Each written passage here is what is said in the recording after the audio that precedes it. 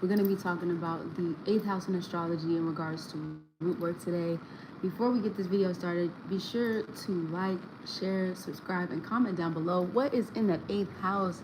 And also, not only what is in the 8th house, y'all, but what plays out in the 8th house. Do you have any planets in the 8th house? How do you interact with your personal 8th house? Please leave me a comment down below and make sure you hit the notification bell so you know when I'm posting and it's going down on this channel. All right, so let's get into it. Right, we are talking, and also too, personal readings, links down below, and everything else. We are going to be talking about the 8th house in astrology in regards to root work. We're going to go through all of the 12 signs, 12 zodiac signs, starting off with Aries, and talking about them in relation to holistic astrology, so the body, the mind, the soul, and the spirit.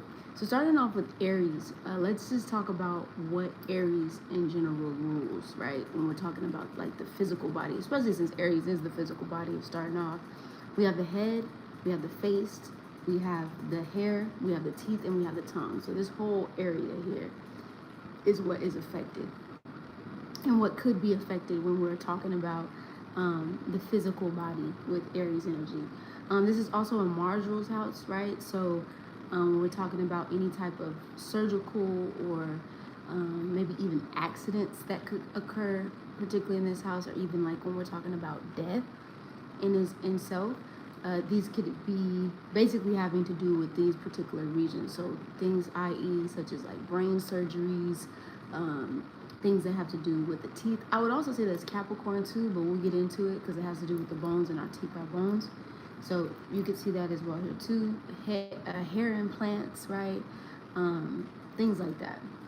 All right. So when we talk about just Aries in general and the 8th house and the energy that it exudes, this is where you see someone who usually, especially with this Aries energy, this Martian energy, who wants to like dive into the depths of themselves head on, or this energy is pushing them to do so. There's a lot of fire, a lot of energy, there's a lot of drive to do the, I guess you'd say, internal work of diving into maybe the parts of the self that you keep hidden. Sometimes it could go different ways. I know some of y'all that might see this video might be like, actually, I kind of, maybe you run from it. Okay, well, maybe on the opposite side of those things, you use, there can be like a certain level of like maybe even anger or aggression towards maybe past traumas, especially with the 8th house being like traumas that we buried or suppressed and things like that. There could be a lot of anger or repression pent up in this house. I would even say if we're going back to childhood, you could see someone who maybe you grew up in a family where it was independent, or independent meaning maybe they didn't really care fully sometimes for your self needs, so you kind of had to go at things alone, right? Or you had a one-parent household as well. You could possibly see here, again, these are just general, these are not, I have to see the whole chart to know what's going down for real. And so maybe there's a lot of anger or repressed energy in the 8th house because you had to maybe go at things alone, do things alone, and yeah, it can be, there could be a lot of traumas around the 8th house. So now when we talk about the 8th house also as well too, this is where we talk about intimacy, bonds, and like one-on-one relationships that you have deep intimacy that you share. And it doesn't necessarily always have to be romantic, especially with this Martian energy. There can be a lot of conflict within your, there could be conflict that comes up with your relationships and how you deal with those relationships because this Martian energy is there. Aries kind of wants to like pile drive at this energy, right? Libra, right? I wouldn't even say Libra, but let's say another energy, right? It might want to come at, or like Cancer in the 8th house might want to come at this in more of a, Librian diplomatic, or maybe even like a maybe a nurturing and caring way. Again, general. So this is just what energy that could play out.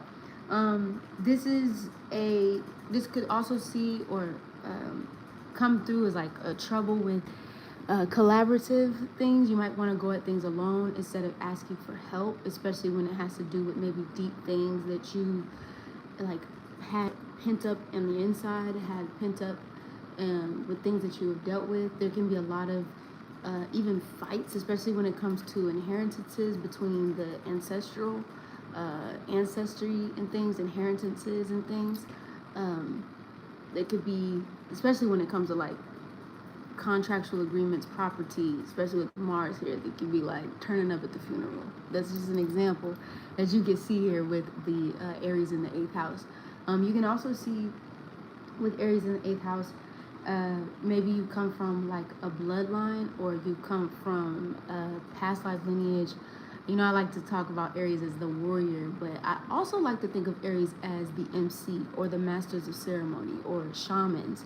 You know, people who do like who conduct like fire ceremonies under like a blood moon, things like that. And I know that's getting a little deeper into the 8th house, especially as we're talking about taboo interest, cult knowledge as well here too. You can even be maybe the first in your family line, right? Especially Aries being the first sign of the zodiac, to maybe uncover. Or you could be like this, it could be like a regenerative energy of like you are the one that is uncovering maybe this knowledge that has been passed down, you know, from generations and generations, but maybe you're the first in the family to really uncover what that truly looks like here. All right. But there is, especially because Aries rules the head, there is like really deep, and then also 8th house is like psychological and mental. There's a lot of deep psychological work to be done in this particular house, because Aries does rule the head. I don't know why I'm hearing like anxiety. I'm hearing that song, please, please, please take away my anxiety. I don't know why I'm hearing that song in my head, but there could be just a lot of mental disruption, especially with that fire energy, especially if it's not being channeled into something constructive. You could feel like your head is quite literally on fire, right?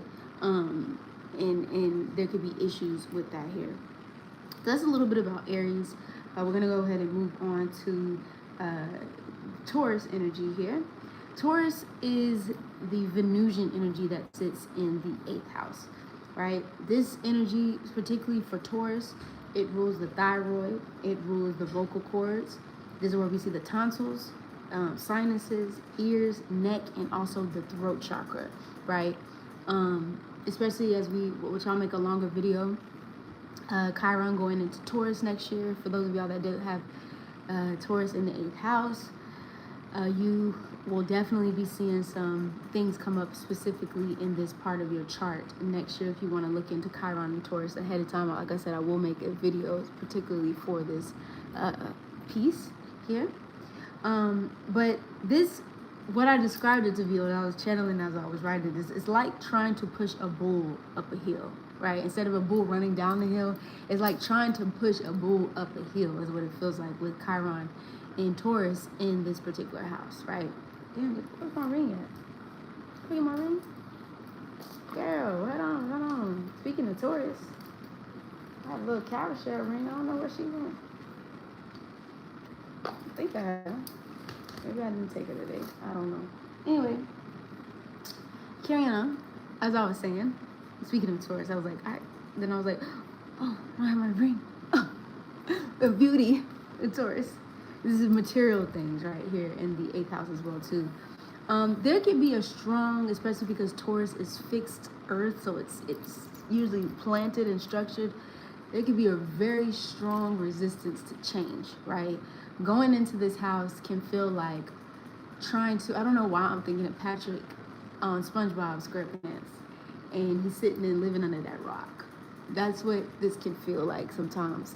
And other, you know, another accord, right? This is Venus, so Venus, the planet Venus energy is a natural attractor, which rules over Taurus. So it can be quite easy, right, for things to, or attract things into your world, or attract things into your life, especially when it has to do with other people's money, when it has to do with contractual agreements.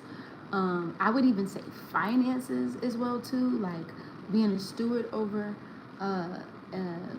economic, financial things here. You can see this especially with Taurus. You're really good at patterns. Usually really good with like patterns and numbers and being able to, because Taurus is fixed, it's able to like see one thing and then it's like, oh, okay, maybe I can move these numbers here, things like that. So usually good and well with others' resources, especially again since 8th house, it has to do with other people's money and resources here.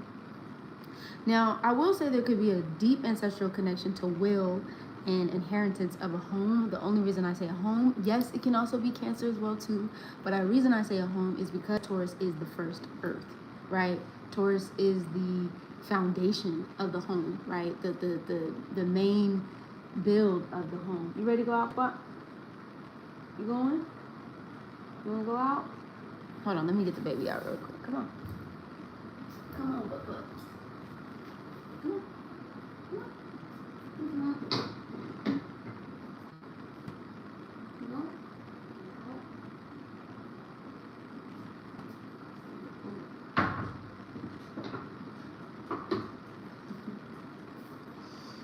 Okay.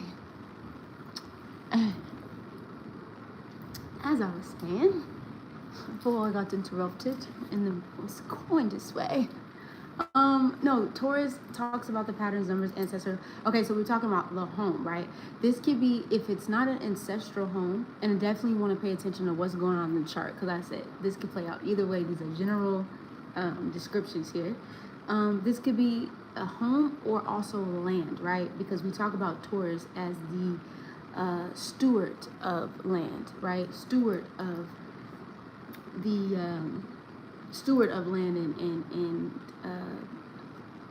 I'm sorry, y'all.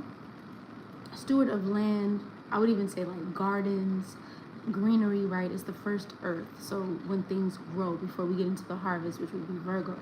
Now, I will say this, going back to the parts of the body that Taurus rules that I named. What you can also see here as well too with Taurus, because this is where we talk about the throat chakra as well. You can see someone, especially when it comes to expressing their emotions, like those deep-seated emotions, because again, 8th house is like intimacy, right? You can see someone who might be a little bit more withheld, right, in this particular area of the chart. Especially because I said fixed, it's fixed earth, right? So it's not to say that it doesn't express itself, but a lot of times this expression is through the material and not always sometimes in like what we call like the intuitive emotional space. Not to say that you can't, it's just Taurus is more focused on Taurian things, right, in this way. So this can manifest specifically as like throat chakra blockages, you know, especially when you're trying to speak or when you're trying to communicate what you think. It takes even, especially if we're talking about like the psychological capacities that are held in the 8th house. Don't get me wrong, Taurus is very elegant and eloquent in the speech, right? Let me put your words. It's very eloquent in the speech and how it's a little slow to take in information, but once it gets the information, it gets it, right? And I'm not saying this, we're not talking about 3rd house or Mercury energy when we're talking about how you receive and take in information and how you learn information, how you communicate, how you speak.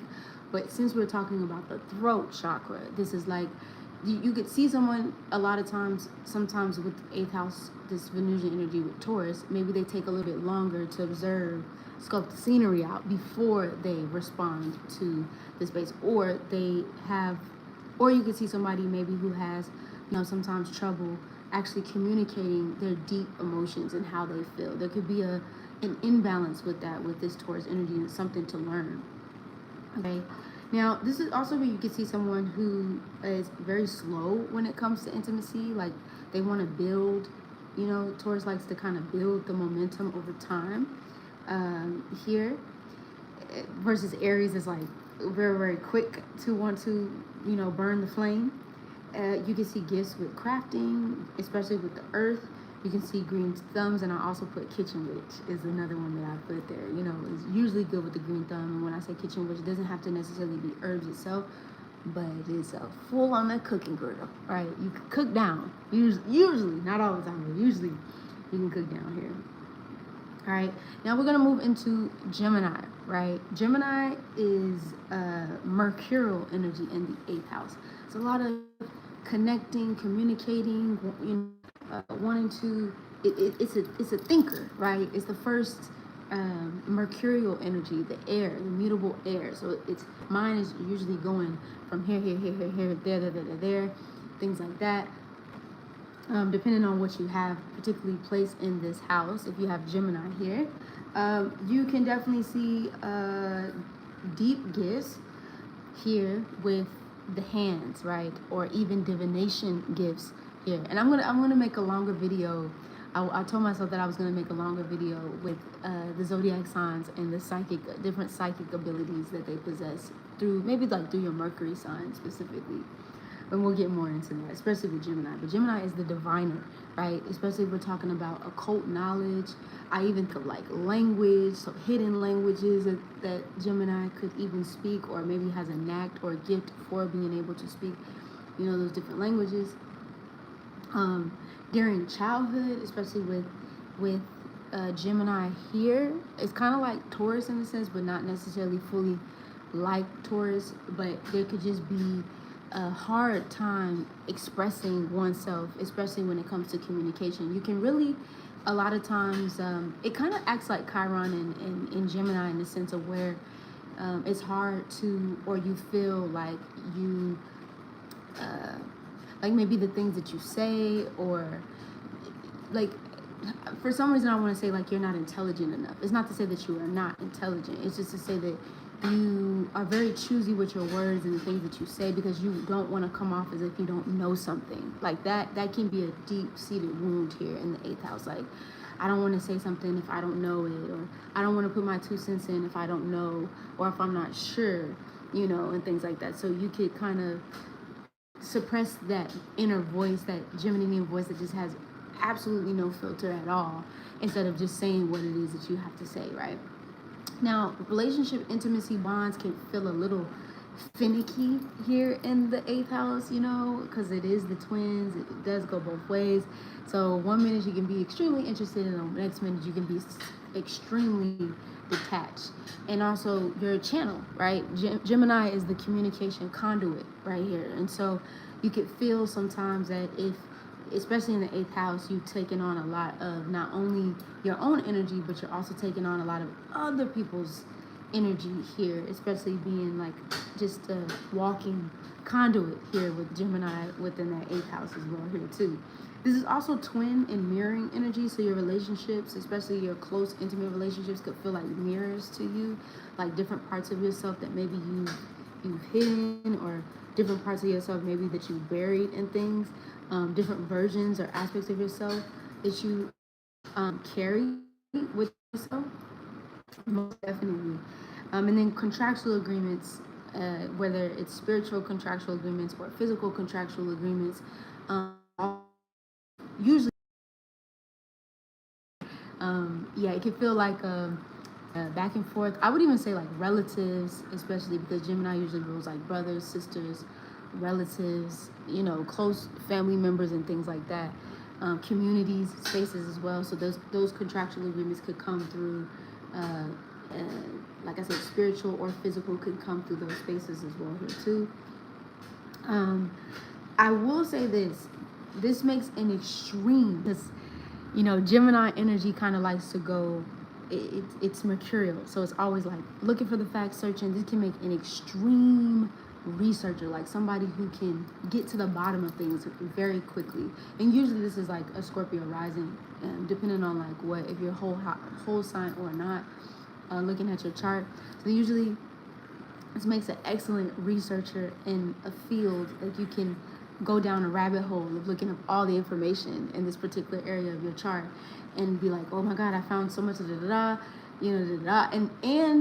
also in that you either feel like you want to share, or you have a lot of knowledge that you don't necessarily particularly share, because it is the 8th house, is hidden, so maybe to the closest people you share this information, but you don't share this information with just everybody.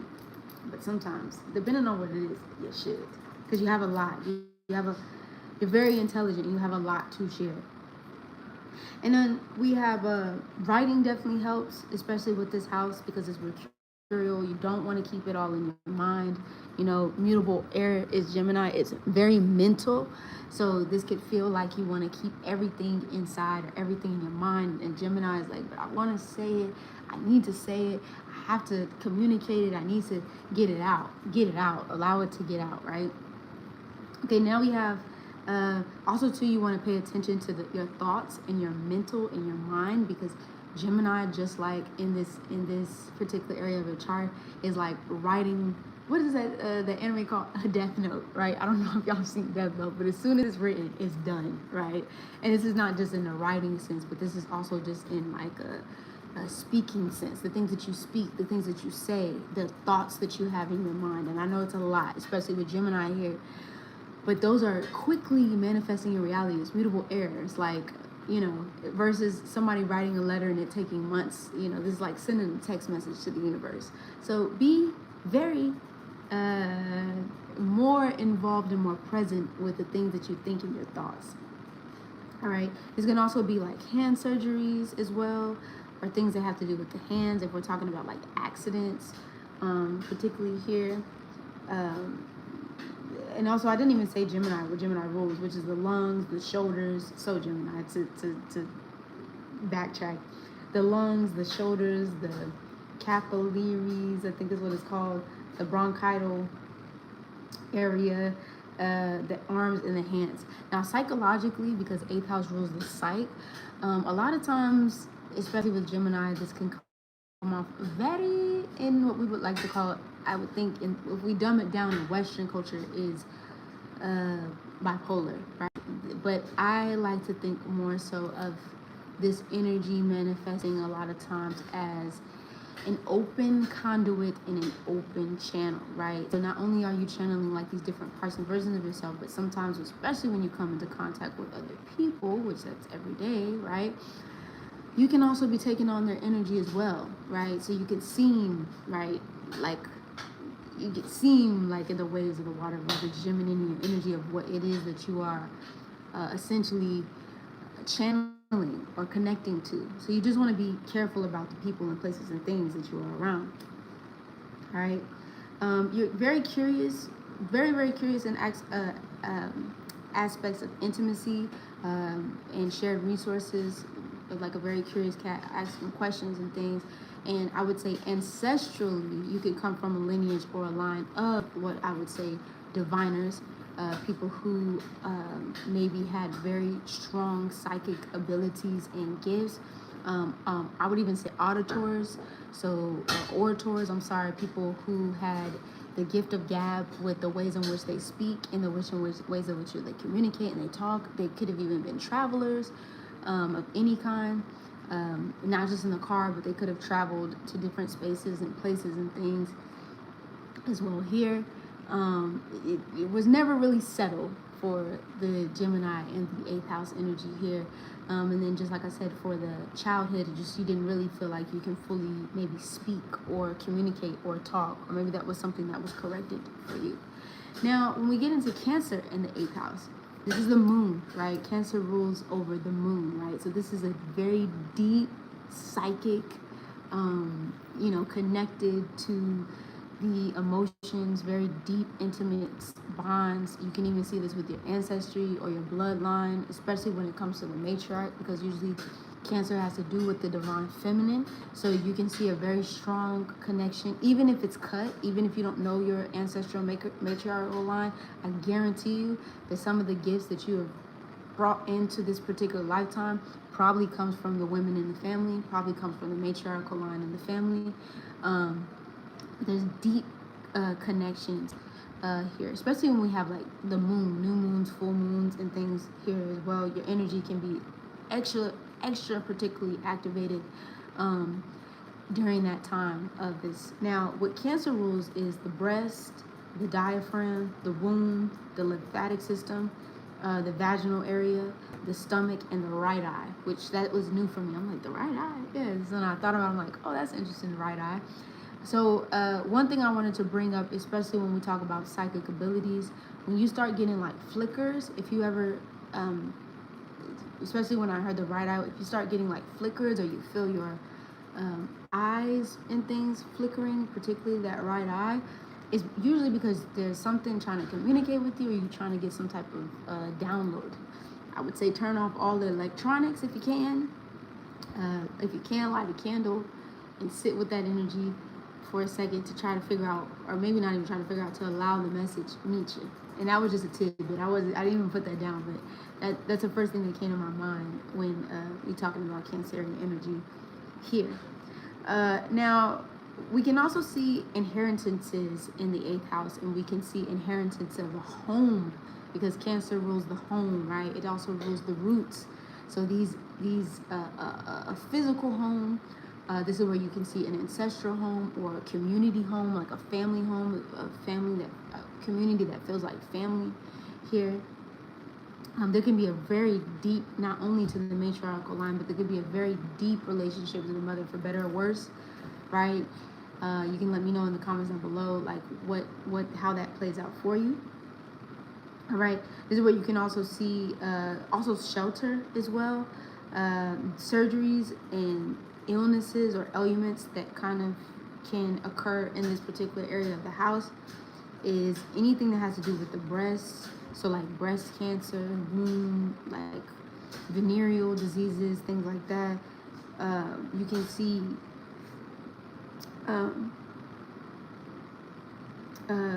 the lymphatic. I'm thinking about. Oh, okay, and I'm hearing about like the getting like regular lymphatic system drainage things. Not all the time, but you know, whether you go and get it or you usher it on yourself to get these, it helps your abilities, your not only just psychic abilities, but it just helps the Cancer become more clear, like the body, physical body become more clear here, especially in the upper area of the body, right? The chest, the breast, the things like that.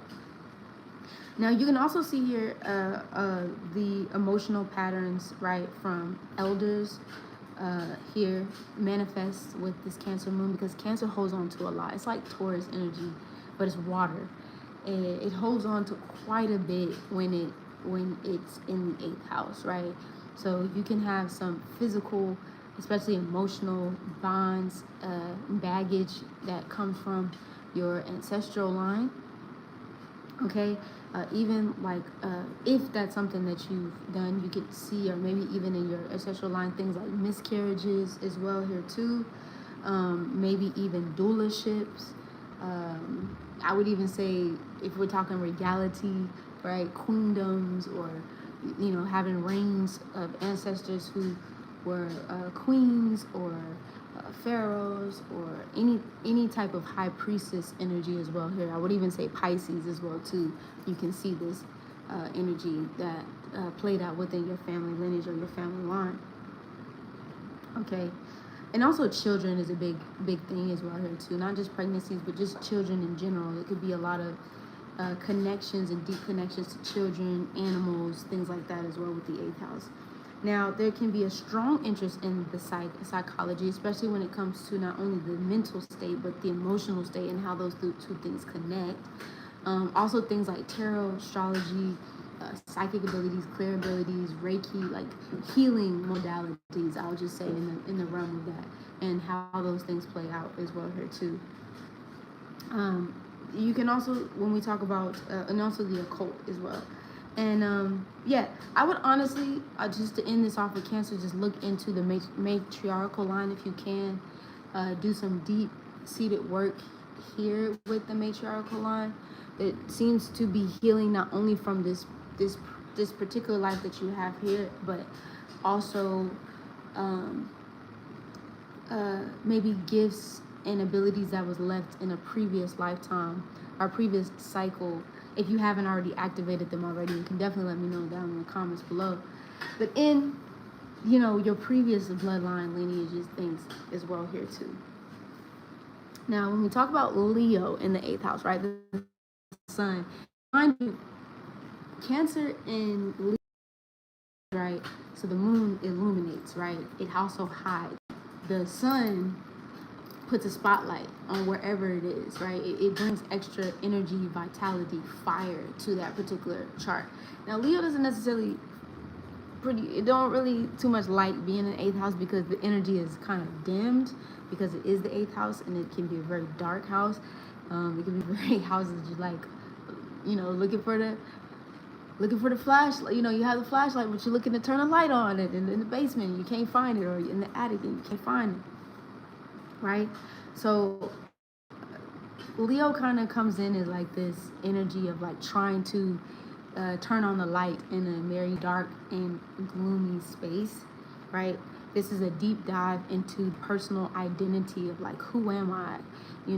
What is my purpose? What is my, you know what I mean? So there could be sometimes, especially because this is fixed fire, it can even become a little, because 8th sometimes can be a little obsessive here, like a very deep dive and like, okay, self-development. Who am I? My identity. Where do I come from? And there's nothing wrong with diving into those things. It just sometimes it can kind of suck you a little bit deeper, a little bit deeper than maybe sometimes that you're ready for, right? There is this. Sometimes there can be this optimism towards it, but then sometimes you might run into something, find something that you didn't mean to find, but you didn't mean to find, but you had to. Now, but you ran into it, I should say. Now, when it comes to the childhood, especially with the 8th house energy being here with this Leo energy, you could have, especially when it came to you and who you were as a person, like your true nature, your true identity, maybe have been overlooked or overshadowed in the family dynamic. There could have been some identity issues here, especially with Leo in the 8th house, because maybe you trying to find these different aspects of yourself as a child, but you weren't able to necessarily fully explore that due to whatever was going on in the household. Like I said, it's only an example, general readings, of course, general, talk about this, of course, but these are just some of the things that could have came up, like, well, who am I? What is my true identity? Where do I come from? Things like that. So also the psych, when we talk about the line, or I will talk about the ancestral line here, you could come from a family of like politicians, you could come from a family of like royalty, creatives, you can come from people who had a very powerful voice as well too, and very leadership qualities as well. Leo in the 8th house. There also could have been some clashes, especially when we talk about inheritances, and not just like physical inheritances, but like physical inheritances of things that were passed on materially, but just some ego battles with the family of who's who and things with this energy here in the 8th house. So you could felt like, I don't know, like, especially the family dynamic. I can imagine if you do have or go to family reunions, I can imagine some of the family reunions in this scope. In some cases, in other cases, like I said, it's very much so like a leadership. What I'm also seeing with Leo in the 8th house is like, let's say, I'm thinking of like royalty, of like the next in line kind of energy here with Leo. So, maybe there was like a family, something that's been carried over for generations, and the next born, whoever in the family takes the next in line to whatever. And this could be in any case. It doesn't have to be necessarily in regality, but that's kind of like what I'm seeing in this particular space as well here too. But what else did I want to touch on in this particular house? Because I think this is more so like a lot of deep self exploration, especially like I said, in terms of like who you are, your identity, and using that sun as a flashlight, even if you will, to and not just a flashlight, just to illuminate maybe the parts of yourself that were hidden or you didn't necessarily get to explore in a childhood and also in the past. energy as well. This will be traumas around identity and who you are. Now, when we get to Virgo, okay, in the 8th house, this is Mercury energy. This is the second Mercury after Gemini. Mercury's communication. This has to do with travel, right? This has to do with divination. Things just a cool summary of what that looked like here. Now, this is the second kitchen witch we like to call after Taurus energy is the second earth, right? Mutable earth, right? So it's always constantly, consistently moving, things like that. Now, with, I didn't even talk about, did I talk about Leo in the, oh, I didn't even talk about Leo, the physical body.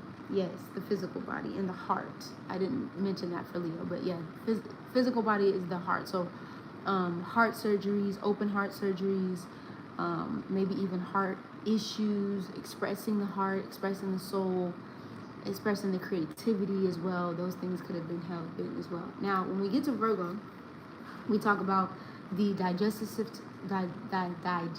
system. We talk about the pancreas, the small intestines, the eyes, and the ears with this Virgo energy. Now, with Virgo in the 8th house, we can see, especially when we talk about like accidents or physical illnesses or chronic ailments. I would also like to say, even though I know Aquarius is more so when we talk about like that nerve ending or nerve system, I would like to also bring up Virgo as well too, right? This definitely is an energy that you can feel, especially if it's not, I'm sorry, y'all got bit by a mosquito, especially if it's not tethered, right? You can see anxiety, like an erratic nerve ending, erratic nervous systems and things here, right? You want to anywhere Virgo touches in the particular houses it wants to purify, right? And it's kind of like Scorpio in the sense where it wants to go deep, right? It wants to delve into the deep. At one point in time, Virgo was the mystery schools where you first go in to acquire that knowledge. When you go into the cave, when you go into, that said apprenticeship to acquire the knowledge before you come out on the other side, which would be the Scorpio energy, right? So this is where we see when we talk about purification, I like to think of it, or what I wrote down is like ginger, like when you're trying to clear the body or cleanse the body, and you drinking ginger juice, right? And when you're drinking ginger juice and it connects down to the intestines to clear all those toxins and things out your body. I like to also think of Virgo too as the another form of psychic abilities and psychic gifts as well too. And what happens here, especially when the body is clear, like of the anxieties, or just like especially like the intestines, because the intestines is connected to this whole energy, and also like the brain. The psychic abilities go crazy when you're taking care of your body, especially when you're taking care, the whole body of course, but especially when you're taking care of like that place around the intestines and the digestive system. It allows you to see, connect better, which brings me into like some of the ancestral gifts that you might have been passed down. You can have very strong seers, very strong, especially with Mercury, divination, like Gemini, the divination abilities as well here too. But it definitely comes with a clear, I would say this, the better you are clear, and it's not to say that you have to be on no crazy strict diet, but the better it is you to take care of your digestive system and the small intestines and just the overall body itself, especially like physical activity as well. I feel like the more your abilities will make themselves known, and they'll be more clear, and you'll be able to have a better conduit and a better channel for those things. Okay, this is like knowledge that's been passed down, ancient knowledge that's been passed down from the ancestors as well, to be able to have those and go into those mystery schools and think, God, it got me, someone got me good. What is this? Hold on. So you could definitely see that here as well. I'm sorry, y'all, something got me. I was gonna say, when we talk about the mental, right, the mind, right, even though this is earth, it's still a mental energy that we see here with Virgo, this is where you can see precision, you know, when it comes to diving into this house. Sometimes a little obsessed like Scorpio in this case. Um, this is where you can see doctors, surgeons, people who, like I said, even shamans you can also see here, especially when it has to do with the earth. So herbalism, you know, you can see people who are good with and magical properties as well here too with this Virgo energy, that can use the earth in order to use the earth as a conduit, I'll say, with this Virgo energy. This is also the master of research in the 8th house. Like I said, 8th house can be a little obsessive, so you diving into things about the occult, diving into things about astrology, diving into things about, you know, the bigger meaning of life, or the deeper meaning of the world and life and things like that, as you can see here. Now, I will say this, especially when we talk about bonds and intimacy in the 8th house, especially for Virgo energy. I will say that there is a deeper need, instead of this analytical nature, this, you know, mercurial nature of wanting to analyze the intimacy and the emotions. There's a big need to actually feel into these things here, okay?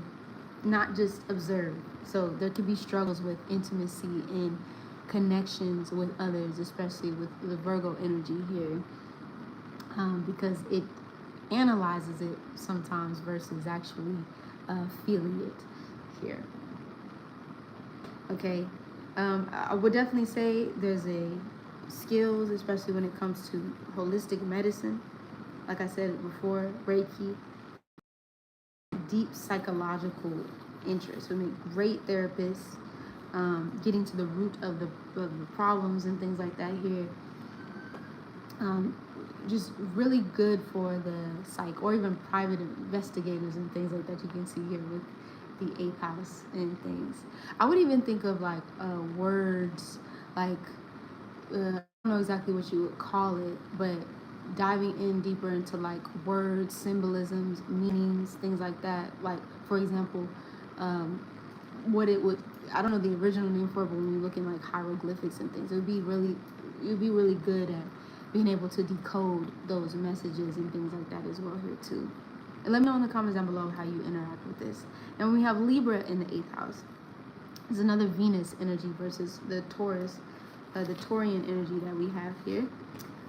This is body parts that it rules is the kidneys, the bladder, the kidneys, the bladder, the sense of touch, insulin, insulin regulation, and lower back. I think I said the ears, but I don't know if that's the ears. I'll be writing all crazy, y'all. I'm sorry. So, trying to find the balance between you and others spiritually, especially here with it in the 8th house. This is also where we see, again, spiritual and contractual agreements. Venus usually rules, Libra also usually rules contractual agreements here. These are, especially when we're talking about illnesses and things, definitely have like illnesses or chronic issues. You can have things that happen, especially with the kidneys. So you definitely want to take the necessary, and also other places that I named too, but you want to take the necessary like TLC that you can to make sure you're taking care of your kidneys and things like that.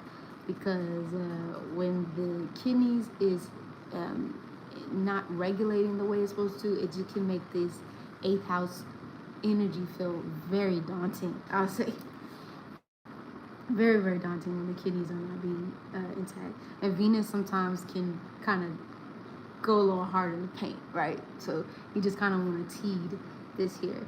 Now, I would say in the childhood, we can definitely see someone who, especially with Libra here, especially when it comes to like emotional intimacy, connections, and bonds. You know, you come from even a household that was, you could have had a household that was like, you know, the good, you gotta make sure that you're good, right? Good manners, good good to people, good, and there's nothing wrong with being good to people, but maybe dumbing yourself down in order, basically people pleasing here with Libra in the 8th house. And so there's a lot of repression, or could be a lot of repression here in the 8th house, because you weren't necessarily acting on your own needs, and you were trying to, even if you were having like a conflict or an issue with other people or internal conflicts and things, you try to do things to keep the peace. So there's a lot of repressed energy that gets been held in the 8th house that may be expressed in a conducive and creative way. It's the 8th house here, okay? Now, there could be a lot of marriage disputes, union disputes, right? And even contractual agreement disputes as well here too, with Libra in the 8th house, because again, Libra does rule the contracts, and it also rules the unions and the marriages and things like that. And it doesn't necessarily have to be a physical marriage. This can be, like, again, agreement, a bond, a spiritual contractual agreement here. But you do, I will say, especially with 8th house, because 8th house also has to do with transformation, you transform through the relationships and connections that you have, especially the deep emotional connections that you have with others, all right? So don't shy away from connection. Don't shy away from unions, and don't shy away from entering into those particular connections, because they could teach you a lot about not only others, but it could teach you a lot about yourself, right here. Now, I will say with the ancestral, your ancestors and things like that, which you can see with Libra in the 8th house here, you can see a kind of like Leo in the sense of like people who have done, if it's not politician work, you can see a lot of people who are activists, because Libra also has to do with the activists. It has to do with the diplomats, so people who maybe have went from place to place, community to community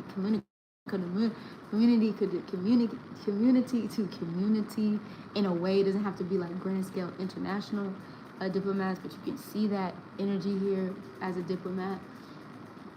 You can also see, especially with this Libra energy here, as kind of like Aries and Masters of Ceremony, but in a Libra way, right? So crafters, people who made like different pieces, and made like ceremonial dresses for different rituals and things like that, especially if we're talking about like the occult in the 8th house, who crafted like physical objects, because Libra or Venus energy has to do with something that's usually physical, and really on the Taurus side, but also on the Libra side as well here too. Like, for example, physical objects, again, like a dress or something like that, to lead people into this, or even ushers of that. So they're who are you go to sign those particular contracts, or even could have been ushered of unions and things here. You could see with Libra. So yeah, that's what we have for Libra. Now Scorpio, we have Mars, which rules Scorpio, which is ruled by Mars and Pluto, right? It takes this, it's home here in the 8th house, because Scorpio rules the 8th house. So it takes over this deep Martian and Platonic effect. Now, one may say, yes, it's very comfortable here because it's Scorpio is the 8th house, and this is what the Scorpio energy is about. But it can get deep with Scorpio here already in its home. Now, before we get into that, Scorpio rules over the reproductive system. This has to do with organs, genitals, prostate, rectum, colon. This also has to do with the pelvic bone, or the bone, urinary tract as well, with Scorpio here. So this is the secretion process where it all comes out with Scorpio energy. And the Scorpio, the thing about Scorpio is, baby, it's gonna pull it out, right? Y'all know how I like to say with this energy, it is when you look under, which somebody just reminded me that I did a reading for, like, what they always remember. I told them, like, to look at the Scorpio energy is like the Scorpio is like the bottom of the barrel. Now, when I say bottom of the barrel, I mean it's underneath the house. So where you have Taurus is like the foundation of the house, the home. Scorpio is underneath the house. So when you pull up the pipes, right? If it's a water leakage and you pull up the pipes, right? If you down into the basement, right, and it's boxes and it's dark and it's, you know, the spider webs and things like that, that's what you're gonna get with Scorpio, right? And also has to do with the blood as well, with Scorpio here as well too. This is a need to surrender to the sight, because let's just be clear. Scorpio is fixed water, right? So it's a water sign, but it is fixed and set a lot of times in its ways, right? And there, with that setting in the way, sometimes Scorpio energy wants to control this particular area of the chart, control the tides, control the sight, control the mind, and what it's thinking. It has a very strong, when we talk about like that precision that we were talking about with Virgo, it has a very strong mental capacity to focus on something. It's also like a very well researched, especially when it comes to those occult topics, knowledge, things like that. But sometimes to its detriment, right? Sometimes you can go so deep into that platonic process, that Plutonian phoenix rising out the ashes process, that sometimes you can get stuck, which causes things like depression. And like I said, it's not like we don't go through these bouts, and not that we don't go through these emotions, but we just don't want to stay in that space. We want to find our way to get out. And as I say, Scorpio does a fine job, you know, once it has that self-mastery in that space of burrowing, but also bringing itself out of those spaces. But it's just something to keep in mind, especially because, like I said, it's fixed water. So your thoughts become reality, right? And what your mind focuses on manifests very quickly with Scorpio here, because there's water behind it. The emotions are behind it, right? And when we talk about manifestation, that's really a lot of what a manifestation is. It's the intention, right? And it's the emotion behind of what it is that you're putting out for, right? So this is what we can see here. Now, I will say this, and kind of like Libra, I didn't say this as well too, but you can see secret affairs, especially in the 8th house, especially with like emotional bonds, like affairs that you would never even know. And secret affairs doesn't have to always be marriage. It can be marriage, right? This is more Libra in itself, or unions and things. But secret affairs that are going on behind the scenes. So cults, right? Or orders and brotherhoods and things like that you can see here with, you know, the Scorpio in the 8th house kind of energy. I put bodies buried in the backwoods, is what I said, for Scorpio energies. You never know. You'll be turning in your grave and then be like, wow, I didn't know you was hiding all that, Scorpio. Okay, death, right? What is happening here? And that can mean many things. It doesn't have to be a physical body, but, you know, it's Scorpio, right? And who said that? This is also where your shadows reside as well here too. Now, as a child, you know, what we could see in this Scorpio 8th house is maybe you were battling with things internally that your parentals or whoever you've lived with, your community, could not necessarily see. So these are things that you have buried in that 8th house. You know what I mean? You put the dirt on in that 8th house that you are trying to explore, that you're trying to understand, you know, that you didn't really get the clarity that you needed when you were younger, right? This can also have to do with like sexual trauma, you know, sexual violence, you know, physical violence, because it is Martian energy here. So like very deep-seated sexual traumas could not only happen if it's not necessarily you, but also happen in the family line, right? You could come from a line or a lineage of people who, you know, did some root work, as we talking about the root work, right? A family lineage that were diving into, you know, magical, you know, even medicinal as well too, and different psychic abilities, different psychic gifts and things. I like to even think of 8th house as sex work as well too. So if it wasn't necessarily like sex work, you know, in whatever capacity that might look like as well here too. Because Scorpio also has to do, in 8th house also has to do with sex. Yeah, this is what I like to call also too, especially because Scorpio is hidden. This is the 8th house. The people who might have lived kind of like Aquarius, like outside of the lines of society, because of their magical or their particular gifts that they also had as well here too. Okay. So we move on to Sagittarius in the 8th house. We have Jupiter here, right? This is the explorer of the worlds, the deep depths. There's a sense of optimism here, but there's also a sense of criticism that happens with this mutable fire if if y'all don't find exactly what you want in this particular house. It's like, I've been searching and searching and searching, and why is it not here, right? Now, with Sagittarius, when we talk about the physical body parts, we have the liver, we have the sacrum, we have the lumbar, the vertebrae, the hips, and the thighs here. So we can see that, especially when we're talking about surgical things or accidents that can happen here. But just like Venus, Jupiter can go a little bit harder than paint. We can just give an example, alcohol, right, with Jupiter here. So there can be like an overdoing or overconsumption of something here to try to escape from these 8th house things. So if you find yourself there, hey. Now, I will say ancestrally, or the past life that you could have come from, specifically with this is 8th house, is people who were seekers, travelers, gurus, teachers. Maybe they had like a certain skill. I would say that was more Gemini, like certain skills and things like that, but usually like very worldly. You could have came from an ancestry, depending on what's in that chart, right? You have to see the whole chart to know. Personal reads down below if you want to explore more, right? But if you have or coming from a long lineage or a long line of travelers and seekers and people who maybe spoke different languages or came from different backgrounds, you can even have a mixed family, right? And when I say mixed family, I mean like a background of seekers and travelers that come from different places. They could have even been nomadic, even living in different places, living among different cultures, communities, things like that you could see here. Now, one thing I think about Jupiter here in the 8th house, it can be hard for Sagittarius because I think you have this inner spirit that wants to wander. You have this inner maybe is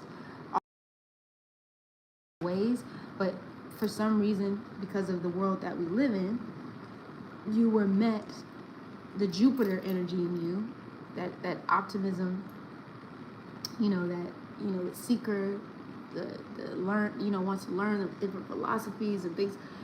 Maybe you were bombarded with this harsh reality of this world, like what the world is. It's not to say that has to be a world, but wanting to go on that great journey, but then being bombarded with this material realm that we're all under the guise of at this moment could have been a little soul crushing for, Sagittarius in the 8th house of like, oh, well, I have to deal with all these responsibilities, when really I just want to like be free and live my life, right?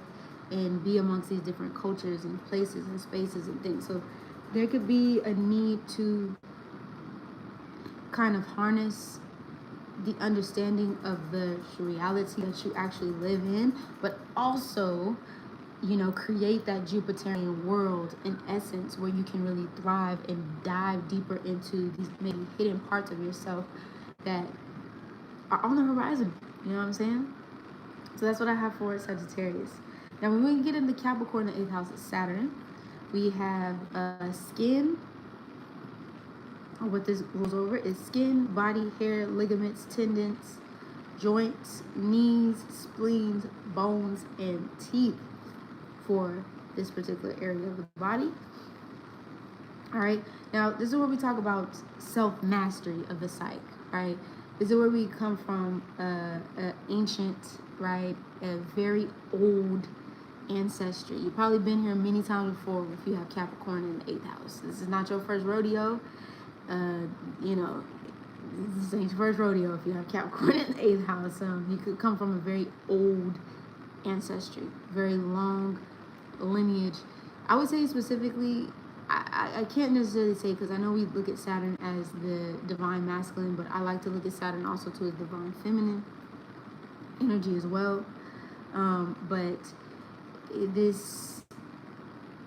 I would say this Saturnian energy can go through a lot of trials and tribulations, but it has a lot of wisdom and a lot of knowledge, especially when it has to do with the occult, when it has to do with like taboo topics and interests and all these things that the 8th house has, right? This is like breaking the cycle of generational curses, right? I like to think of Capricorn, Saturnian energy as the 8th, So you're breaking maybe cycles from your lineage, or even retracing cycles from your lineage that maybe have been buried deep down, and you are the person in your particular line at this moment in time who is breaking those cycles and maybe starting new traditions or new cycles within this particular part of your chart. It's not very easy to have Capricorn in the eighth house, because it's cardinal Earth, but it's Saturn we talking here, so it can feel very restrictive, especially when it comes to emotions, when it comes to like intimacy and things like that. It can feel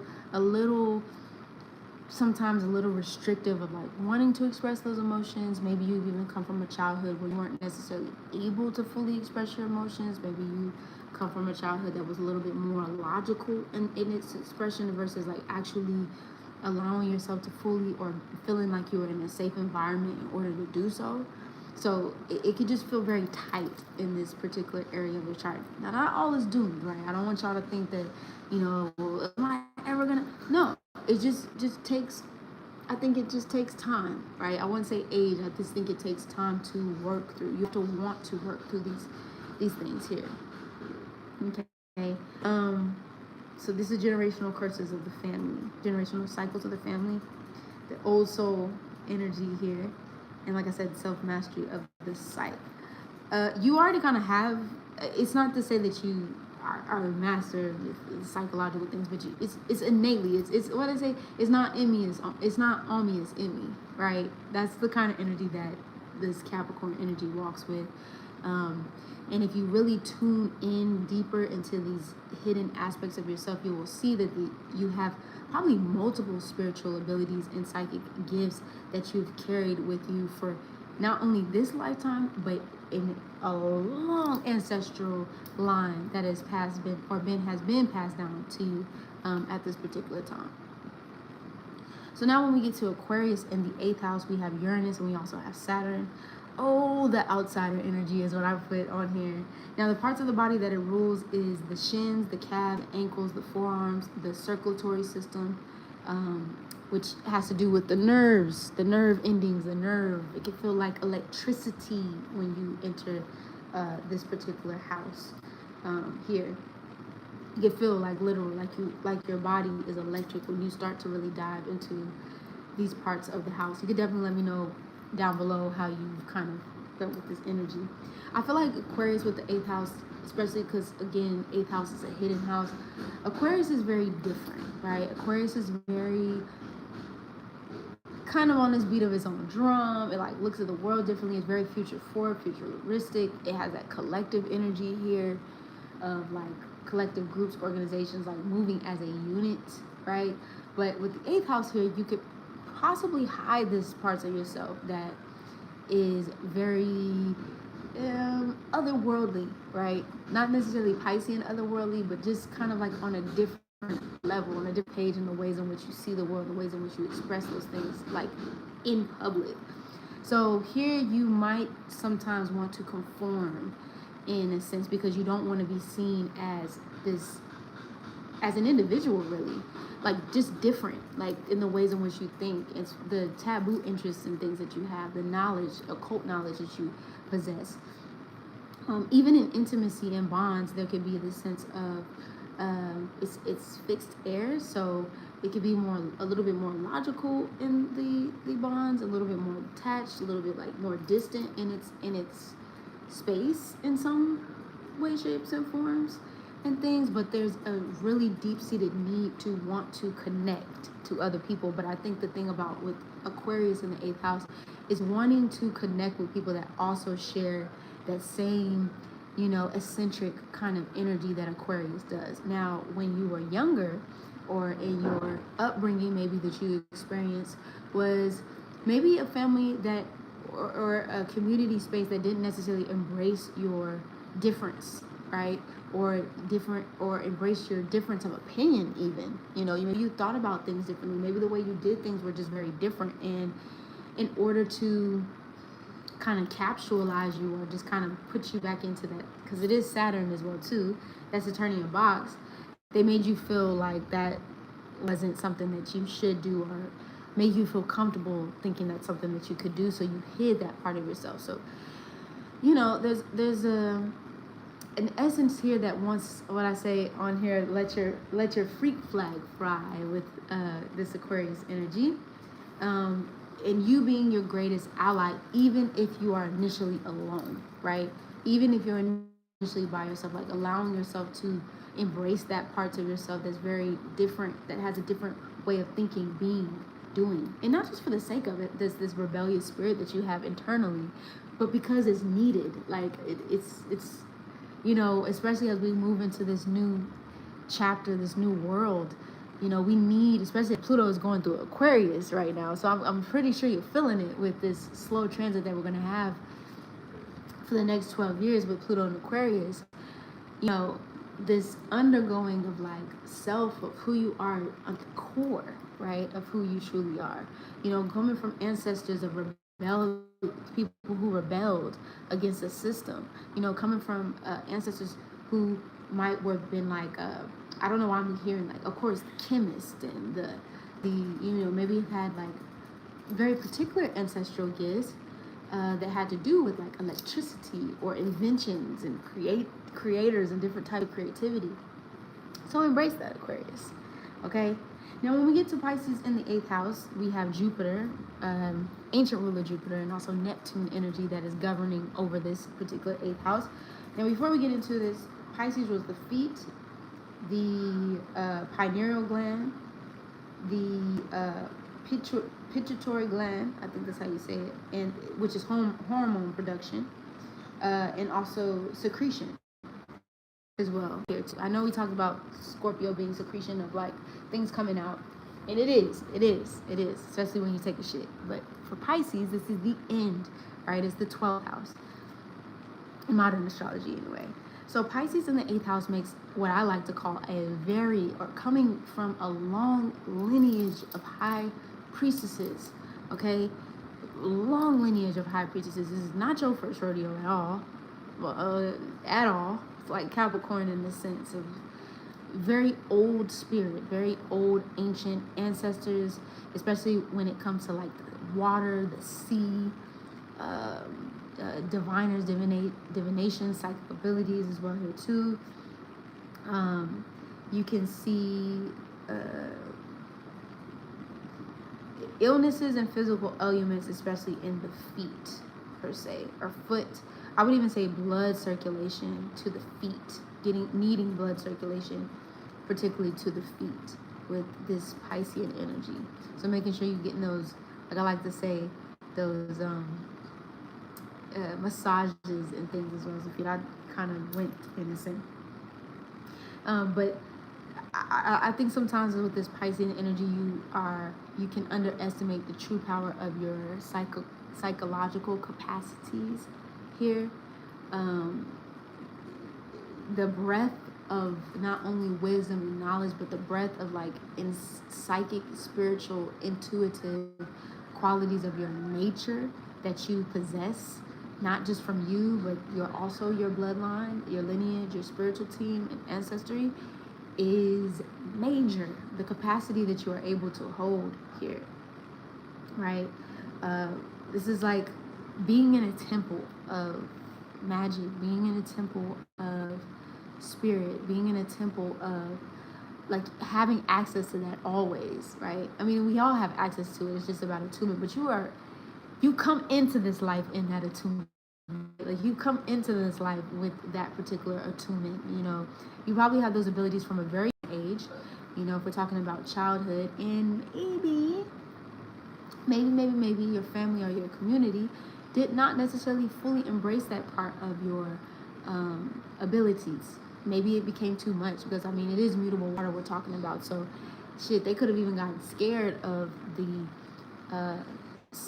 abilities that you truly possessed, and maybe you shoved it down into this 8th house, you buried it down into this 8th house, and it's wanting to be expressed. And I'm pretty sure for those of y'all that do have Pisces in the 8th house, that North Node is going through this 8th house now, at least in Western astrology, and it wants to be explored. These gifts want to be uncovered, unveiled, explored, really getting into like the deep depths of your spiritual work and abilities and allowing those things to play out. There can be a deep connection to religious practices, spiritual practices, especially in this particular area of life. Like I said, you come from a long line of, if not priests or high priestesses. Again, people who are diviners and things. Psychologically, sometimes I would say that there is a need or wanting to escape from this parts of the chart because it can be a lot. But I would say treat this part of your chart as like a relationship that you really care about and you cherish between you and you. It doesn't have to be anybody else, but a relationship that you cherish, and building that relationship so you are able to really dive deeper into explore these gifts that have been connected with you for lifetimes, ancient lifetimes. Let's just be clear. All right. So that's what I have for y'all. Make sure again that y'all like, share, subscribe, and comment down below. I love to hear y'all's comments. Like, what is going on in the 8th house? You know, what planets interact in the 8th house? How do you interact with your particular 8th house placements, planets, and things like that? Like, what does it mean for you and to you, and things? We do, instead of me doing like live classes, because I have so much going on in this, ending this Mercury retrograde into Sagittarius season, I'm going to be doing pre-records of the year ahead astrology, and also not only the year ahead astrology but the rising sign astrology, so you could definitely check that out. It'll be ready before the Sagittarius new moon on December 20th, for the year aheads. I also have some other announcements, and then of course if you would like a personal reading with me, you can definitely hit me up at the links down below. You already know what it is. It's a rainstorm checking in, checking out, without a doubt. Deuces.